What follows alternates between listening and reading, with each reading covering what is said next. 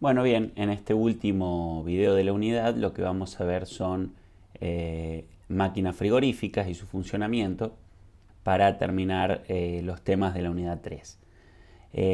Una máquina frigorífica básicamente es una máquina que consume trabajo, es decir, que toma trabajo para poder quitar calor de una fuente térmica que está a una temperatura TC, que es una temperatura baja, y entregarla a otra fuente térmica que está a una temperatura mayor, TH. Básicamente, nuevamente, si vemos el ciclo y lo pensamos como un nodo, tenemos el ingreso del calor que se extrae de la fuente térmica fría y el ingreso del trabajo, y ambas corrientes constituyen la corriente de salida, que es el calor que fluye a la fuente térmica caliente.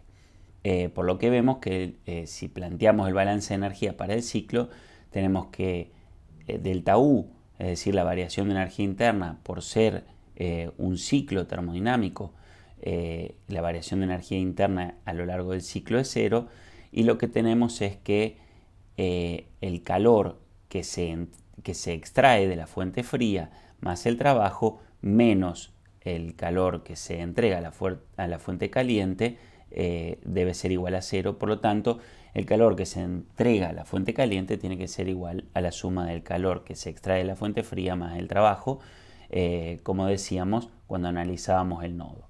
Por otro lado, si hacemos un balance de entropía, lo que tenemos es que el calor dividido la temperatura en la fuente fría más el calor dividido la temperatura en la fuente caliente más la entropía que se genere tiene que ser igual a cero. Por lo tanto, la entropía generada la podemos reescribir como la reescribimos en la ecuación final, donde tenemos el calor que se entrega a la fuente caliente, que como sabemos es negativo porque sale del ciclo, sale del sistema, multiplicado por un cociente entre temperaturas, que será de signo positivo, más el trabajo dividido la temperatura de la fuente fría.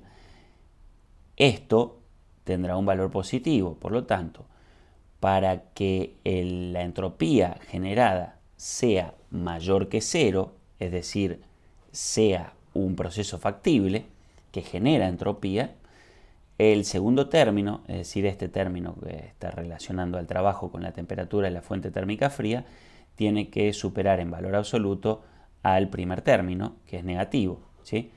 Por último, si planteamos la condición en que la entropía sea igual a cero, es decir, básicamente un proceso que no genera entropía, es decir, un proceso reversible, podemos calcular cuál es el trabajo mínimo despejando de la ecuación anterior, ¿sí? El trabajo mínimo nos queda igual al producto del menos el calor que se entrega a la fuente caliente por TH menos TC sobre TH. El rendimiento en general de una máquina frigorífica, al igual que el rendimiento en un ciclo de producción de trabajo, es el cociente entre el trabajo y la corriente de mayor valor absoluto, que en este caso es el calor que se entrega a la fuente caliente, ¿sí? Es decir, que el rendimiento se plantea del mismo modo que en los ciclos de producción de potencia. Sin embargo, para máquinas frigoríficas preferimos utilizar otra definición, que es la definición del coeficiente de performance.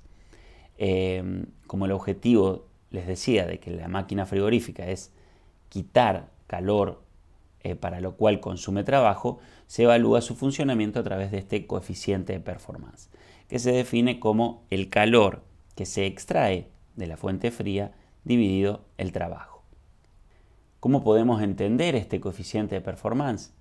Bueno, muy bien, el coeficiente de performance nos indica qué cantidad de unidades de energía térmica elimina la máquina frigorífica por cada unidad de energía eléctrica que consume. Es decir, si la máquina frigorífica consumiera, por ejemplo, 1 kilowatt de potencia, lo importante es saber cuántas unidades de energía por unidad de tiempo está retirando de la fuente fría.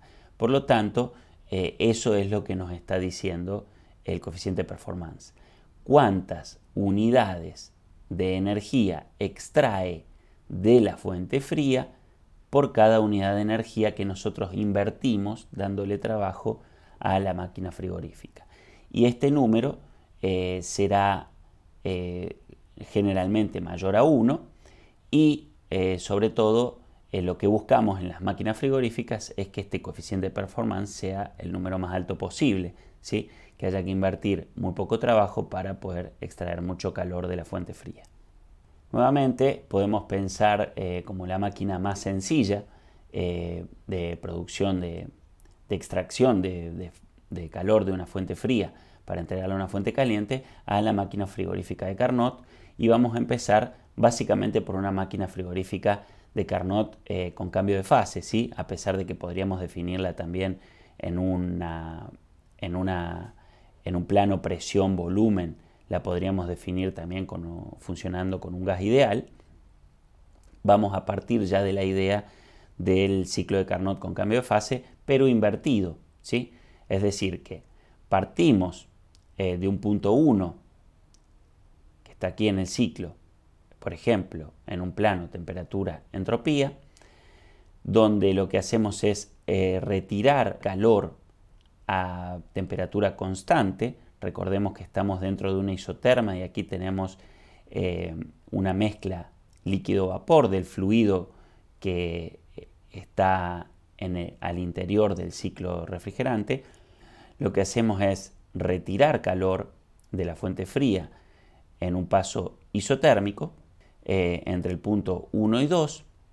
En el punto 2 lo que hacemos es ingresar al compresor. Como vemos, estamos ingresando al compresor con una mezcla de líquido-vapor. En el compresor lo que hacemos es aumentar la presión adiabáticamente o isoentrópicamente, ¿sí? Adiabáticamente y reversiblemente, por lo tanto, isoentrópicamente.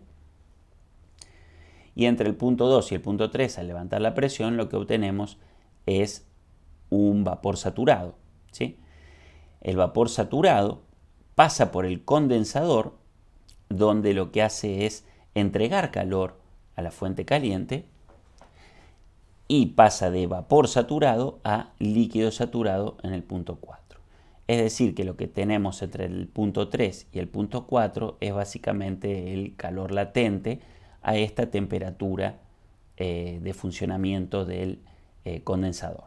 Por lo tanto, esta diferencia es la entalpía del líquido saturado menos la entalpía del vapor saturado, que como sabemos va a tener un valor negativo y efectivamente es negativo porque es el calor que entrega el sistema a la fuente caliente. Luego, entre el punto 4 y el punto 1, lo que tenemos es una expansión nuevamente isoentrópica o adiabática y reversible, ¿sí? Para pasar desde el líquido saturado a una mezcla de líquido-vapor, que es la que entra nuevamente en el punto 1 al evaporador. El evaporador es básicamente el serpentín interno de una heladera, por ejemplo, que es un equipo frigorífico estándar y domiciliario, que toma calor de los alimentos, ¿sí? Luego pasa por el compresor, conocido como bocha para la heladera domiciliaria. En el compresor lo que hacemos es levantar la presión del fluido que circula al interior del ciclo. Luego pasamos por el condensador, que básicamente se ubica en el serpentín posterior, es decir, que está en la parte trasera de la heladera. Y entre el punto 4 y el punto 1, ¿sí? Lo que tendríamos es una turbina, aunque en los equipos domiciliarios frigoríficos lo que se utiliza es una válvula isoentálpica, como veremos más adelante. En la máquina frigorífica de Carnot podemos calcular para la misma el coeficiente de performance, que lo habíamos definido como el calor que se extrae de la fuente fría dividido el trabajo neto que estamos entregando al sistema para poder retirar calor. Y nos queda definido como 1 sobre la temperatura de la fuente caliente sobre la temperatura de la fuente fría menos 1, ¿sí? Este es el valor del coeficiente de performance. Y el ciclo invertido de Carnot es el ciclo de refrigeración más eficiente, nuevamente, al igual que para el ciclo de producción de energía. La eficiencia máxima la entregaba la máquina de Carnot. Para la máquina frigorífica también sucede lo mismo. El ciclo de Carnot frigorífico es el ciclo más eficiente que opera entre dos temperaturas específicas. Pero, al igual que pasaba con el ciclo de producción de potencia de Carnot con cambio de fase, el ciclo invertido de Carnot también presenta problemas técnicos. ¿Cuáles son los dos problemas técnicos que presenta? Básicamente que es dificultoso operar un compresor con una mezcla líquido-vapor, ¿sí? Que es lo que sucede entre el punto 2 y el punto 3. ¿Sí? Al compresor entra una mezcla líquido-vapor con buena cantidad de vapor, pero no puramente vapor, sino con una buena fracción de líquido, que se comprime hasta tanto llegue a un vapor saturado. ¿Sí? Es decir, a la salida del compresor lo que tenemos es puramente vapor. Sin embargo, en el compresor sucede lo mismo que sucedía con la bomba del ciclo de Carnot para producción de potencia, y el funcionamiento interno del compresor se ve afectado por la presencia de gotas de líquido, ¿sí? Por otro lado, la turbina, es decir, el paso entre el punto 4 y el punto 1, o la válvula de expansión isoentrópica, operan de nuevo en una zona bifásica, que tampoco era recomendable, como lo vimos para el ciclo de Carnot de producción de potencia. Por lo tanto, se propone un ciclo ideal de compresión de vapor análogo al ciclo de Rankine, ¿sí? Que lo que pretende es mejorar estos problemas que genera el ciclo de Carnot de la máquina frigorífica. Por lo tanto, lo que buscamos es que en el compresor fundamentalmente no trabajemos con una mezcla líquido-vapor, es decir, que el paso en el evaporador nos trae hasta un punto donde tenemos vapor saturado del fluido que circula al interior del ciclo, y allí entra el compresor como vapor saturado y al comprimirse sale como vapor sobrecalentado. Por lo tanto, en todo el camino de compresión adiabático o isentrópico, lo que tenemos es que el compresor opera con un vapor, parte de un vapor saturado y llega a un vapor sobrecalentado. Luego, en el paso del condensador, es decir, en la parte trasera de la heladera, por ejemplo, pasamos desde este vapor sobrecalentado hasta el líquido saturado. Y el otro equipo que cambiamos es la turbina por una válvula de expansión. ¿Sí? La válvula de expansión es una válvula isoentálpica, ya no una válvula isoentrópica, y lo que tenemos es que por simplicidad mecánica de la producción de válvulas isoentálpicas, lo preferimos a la utilización de una turbina. Por lo tanto, entre el punto 3 y el punto 4 del ciclo, lo que tenemos es una expansión isoentálpica, ¿sí? Donde lo que tenemos es producción de entropía, ¿sí? Es decir, si fuera una expansión isoentrópica caeríamos al punto 4'. Sin embargo, como es una válvula de expansión isoentálpica y no isoentrópica, lo que genera es entropía, es decir, se produce un cambio irreversible y pasamos del punto 3 al punto 4.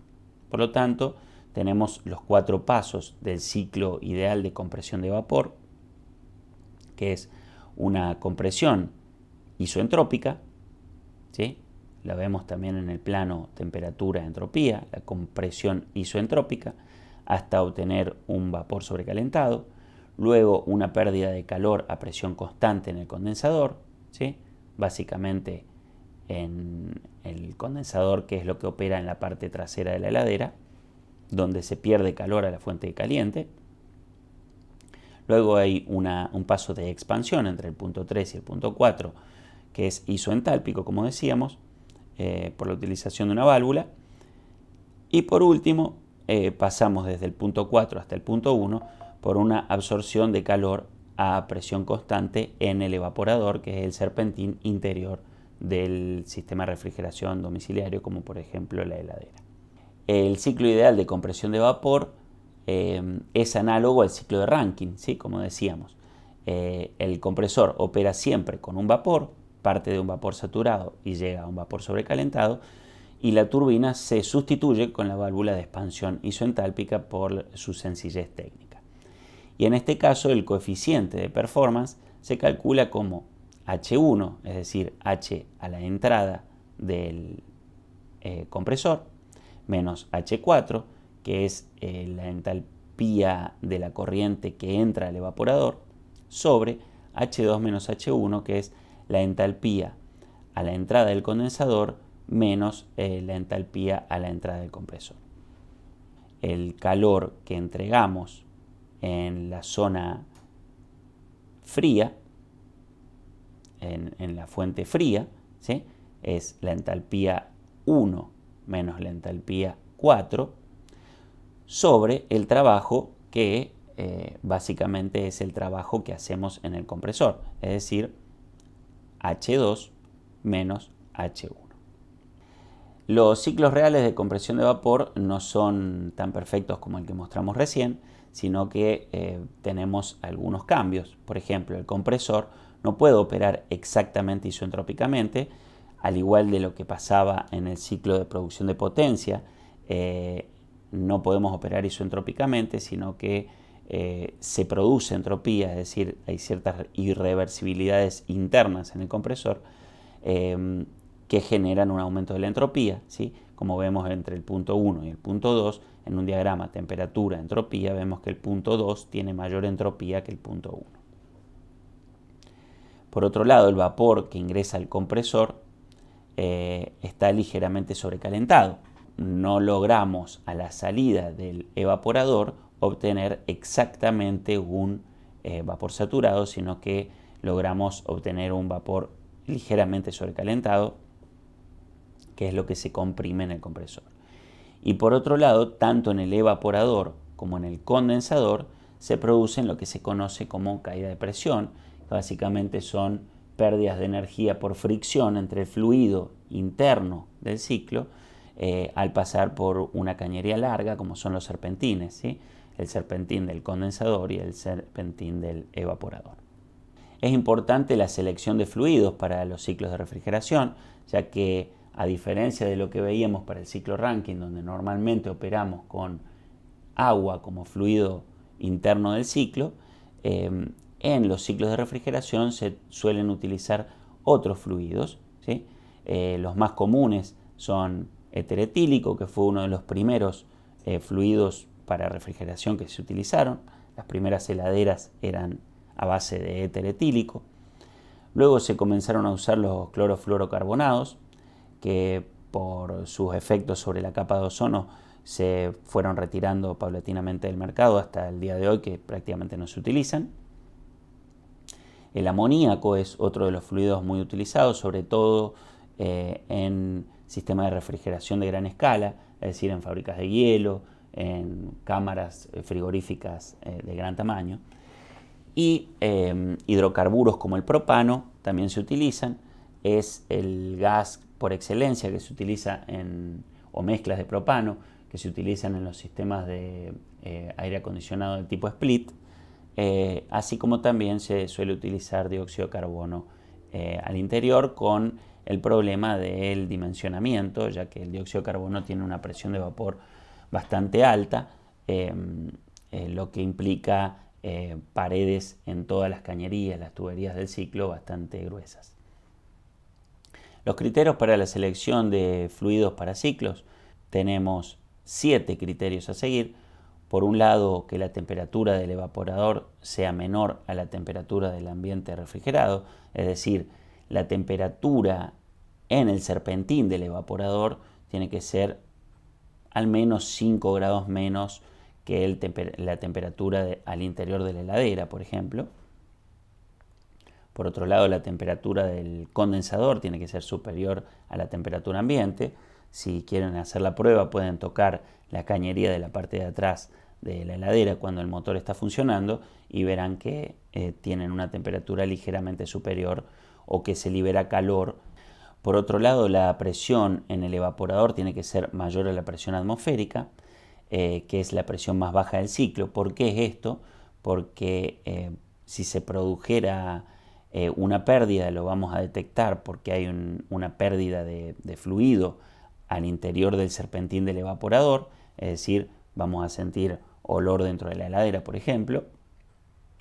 Y por otro lado, porque si la presión en el serpentín del evaporador fuera menor a la atmosférica, al pincharse el serpentín lo que produciría es un ingreso de aire al sistema.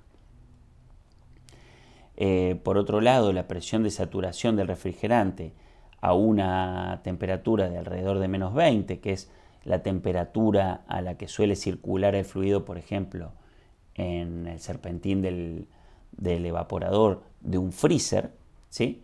Tiene que ser superior a la presión atmosférica por el mismo efecto que les mencioné antes, que si fuera mayor la presión atmosférica que la presión de saturación del refrigerante, lo que tendríamos es un ingreso de aire al sistema.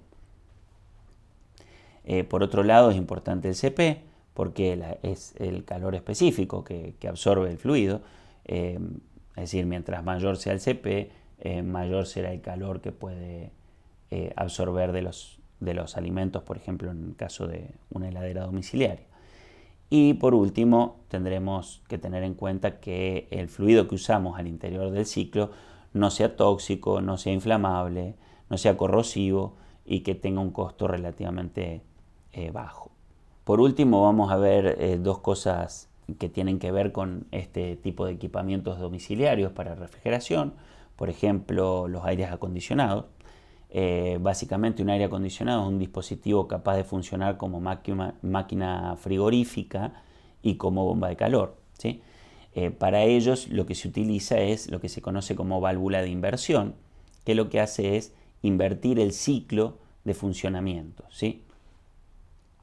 Cuando la válvula de inversión está en este sentido, la operación del sistema es el de una máquina frigorífica.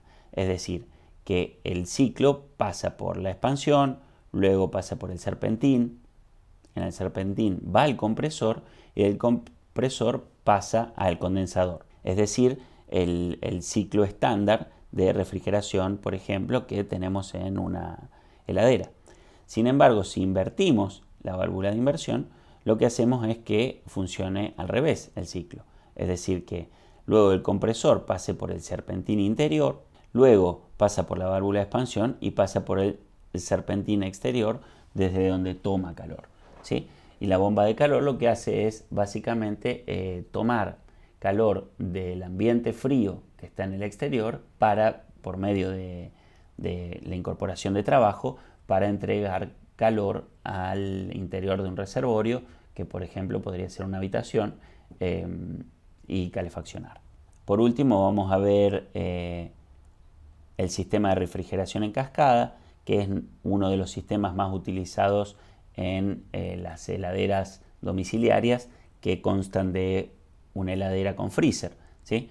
Básicamente lo que tenemos son dos ciclos: un ciclo de refrigeración que funciona, como vemos en este diagrama, temperatura-entropía, el ciclo A, que funciona a una presión más alta y una temperatura más alta, es decir, que este sería el ciclo que funciona por el interior de la heladera, combinado con otro ciclo, que es el ciclo B, que es el ciclo que funcionaría para el freezer.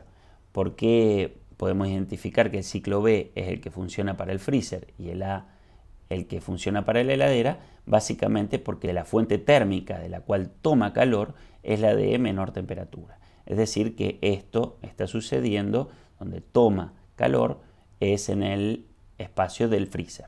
Luego, el serpentín, que normalmente se ubica en la parte posterior de las heladeras, para el ciclo del freezer, lo que hace es se aprovecha ese serpentín para enfriar el sistema del otro ciclo. Lo que se hace es que en el paso donde libera calor entre el punto 2 y 3, el ciclo B, esa temperatura es más baja que la temperatura entre 8 y 5 del ciclo A. Por lo tanto, entre el punto 2 y 3, el fluido libera calor desde el ciclo B y ese calor es tomado por el evaporador del ciclo A. Entonces, como vemos en el ciclo A, lo que se produce es el intercambio de calor entre el condensador del ciclo B y el evaporador del ciclo A. Es decir, que aquí lo que combinamos son dos ciclos de refrigeración idénticos que normalmente operan con distintos fluidos, y tenemos un ciclo para el freezer combinado con un ciclo para la heladera. Y como vemos, el objetivo final del ciclo en cascada es combinar ambos ciclos para poder mejorar el coeficiente de performance.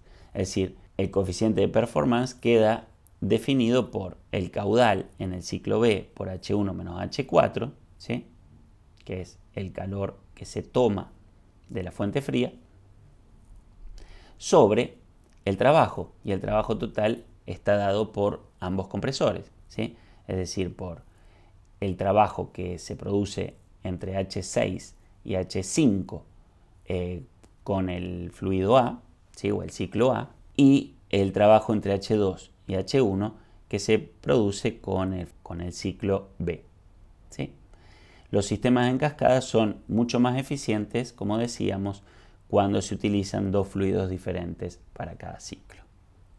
Naturalmente, en el ciclo en cascada tiene que existir una diferencia de temperaturas entre el ciclo que opera a mayor temperaturas y el que opera a menores temperaturas, por una cuestión lógica de que debe existir un intercambio de calor entre ambos ciclos. Es por eso que en la slide previa lo que veíamos era básicamente una forma, un diagrama esquemático, ¿sí? Pero si hacemos zoom sobre la zona de intercambio entre ambos ciclos, lógicamente tiene que existir una diferencia de temperatura favorable para que se produzca el intercambio de calor entre el ciclo que opera a mayores temperaturas y el que opera a menores temperaturas. Con este último tema damos por finalizada la unidad 3. Esperamos que los videos le hayan sido de utilidad y seguimos adelante con la materia en la unidad 4.